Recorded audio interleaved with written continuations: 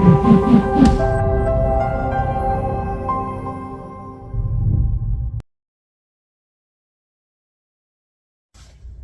real estate nerds, this is Alex Yoder with Pro Tip Tuesday, my favorite day of the week. And today I want to talk about the number one reason why property managers do not typically allow owners and tenants to speak directly. Now, you might be a self-managing property owner, so this video may not apply to you, but if you're looking at hiring a property manager or you're currently working with a property manager, hopefully this information is helpful. And before I get started here, I just want a little bit of a disclaimer. I understand that this video is going to sound wildly self-serving, but please hopefully hear what I'm trying to convey, as I'm not trying to say, and this is the way that I think often it's interpreted, don't talk to the tenant because I don't want them to tell you how bad I am. Don't talk to the tenant, dear owner, because I don't want them to tell you all the things I'm doing wrong as your property manager. That's not what I've ever meant when I've said that, but I understand how that might be interpreted that way. And also, there may be times where the property manager is legitimately dropping the ball, and the tenant can demonstrate, hey, I've communicated in writing to my property manager 10 times in the last 10 days, and I've gotten 0 responses.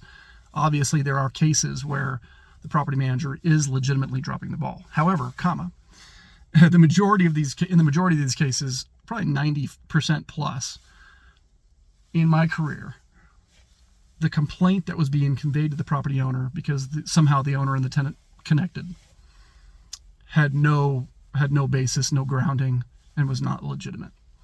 An example that I've seen is things like, yeah, I told Dorman, or whatever the property management company is, because I hear this with my peers as well. Hey, I told the management company that my toilet was leaking a month ago and nothing has been fixed.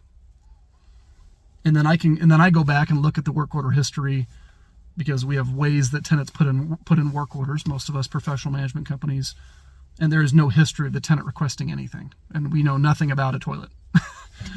That is probably the number one thing that we see. But you also see issues such as difficult interactions or communications that you really want your PM to be handling, but the tenant may not be happy with the way that the PM is having to handle it. You know, sometimes we as property managers are kind of paid to be your bullet sponge, paid to be the bad guy. So you can have that disconnect element, which is such a huge value when you are working with and hiring a property manager. And we may have to give people the bad news. Hey, I'm so sorry, but you haven't paid, and we have to initiate an eviction on you. None of us want to do that. We hate evictions. We want to work with people.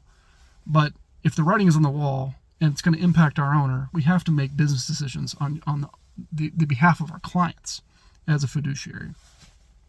And so there are times where a tenant may be very upset with the property manager over late fees, or demand postings, or evictions, or some of those more difficult leasing challenges, lease violation stuff.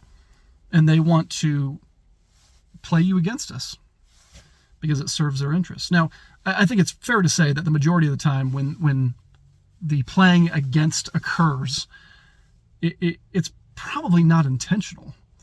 I think it's somewhat human nature, if you're in a tenancy situation and you're not getting everything you want when you want it and how you want it, that you're gonna complain to the property owner if you have that direct contact. Sorry, getting a phone call. If you have that direct contact. So I guess, first of all, honor the contract that you have with your property manager. If you have questions for your tenant, convey them through your property manager. Develop that relationship of trust with the PM that you have, if they're a responsible, quality, reputable company. And, wow, I'm just getting blown up. And beyond that, if you are hearing things from your tenant, make sure you kind of take that with a giant grain of salt.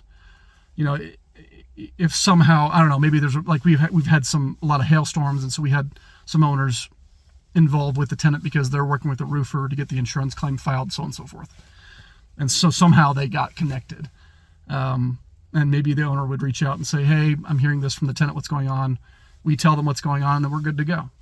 But there is an inclination to immediately be reactive, assume the tenant is right and you just feel out of control and panicky, and now you're lashing out at your property manager and the relationship is going south over something that wasn't even done incorrectly. Very, very common, and something to think about and to be aware of. Hopefully that's helpful. We'll see you next week.